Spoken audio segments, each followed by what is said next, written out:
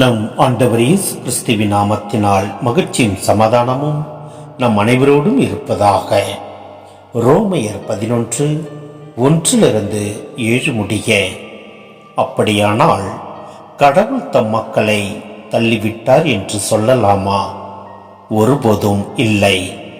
நானும் ஓர் இஸ்ரேலன், ஆபிரகாமின் வழிமரபினன், பென்யமின் குலத்தினன். தாம் முன்பே தேர்ந்து கொண்ட மக்களை கடவுள் தள்ளிவிடவில்லை.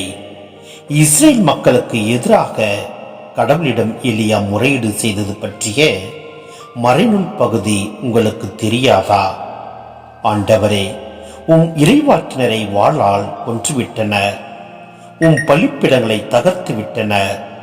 நான் ஒருவன் மட்டுமே எஞ்சி இருக்க என் உயிரையும் பறிக்கத் தேடுகின்றனர் என்றார். ஆனால் அவருக்கு கிடைத்த இறைமொழி என்ன? பாகாலுக்கு மண்டிடாதவர்களாகிய 7000 பேரை மட்டும் எனக்கென்று விட்டு வைத்துள்ளேன் என்பதாம்.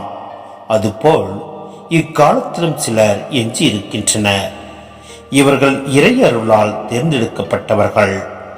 இவர்கள் அருளால் தேர்ந்தெடுக்கப்பட்டவர்களாயின் செயல்களை முன்னிட்டு தேர்ந்தெடுக்கப்படவில்லை என்பது பொருள்.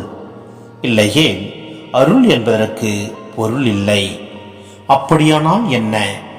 தாங்கள் தேடியதை இஸ்ரேல் மக்கள் எல்லாரும் அடைந்து கொள்ளவில்லை. அவர்களுள் தேர்ந்தெடுக்கப்பட்டோர் சிலரே அடைந்தனர். எஞ்சோர்களுடைய மனமும் மழுங்கி போயிற்று.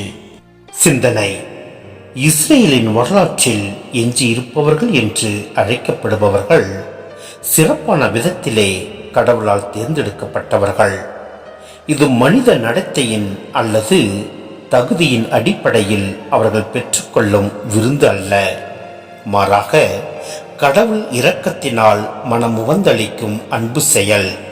எனவே இயேசுவின் நம்பிக்கை கொள்ளாமல் தவறிலே வாழும் இஸ்ரேல் மக்களும் ஒரு நாள் இதே இரக்கத்தினால் இந்த எஞ்சியிருப்போர் கூட்டத்தில் சேரக்கூடும் என்பது பவுலின் நம்பிக்கை. பிற இனத்தவருக்கு இறைவன் செய்யும் இரக்க செயலை கண்டு இஸ்ரேல் மக்கள் மனமாறி அவரிடம் சரணடையவே இது நிகழ்கிறது. எனவே நாம் ஆண்டவரில் முழு நம்பிக்கை வைத்து செயல்படுவோம். நம் தகுதியின் பொருட்டல்ல, நம் செயலின் பொருட்டு நம் ஆண்டவர் நம்மை ஏற்று நிறைவாய் ஆசீர்வதிப்பார். ஆமென்.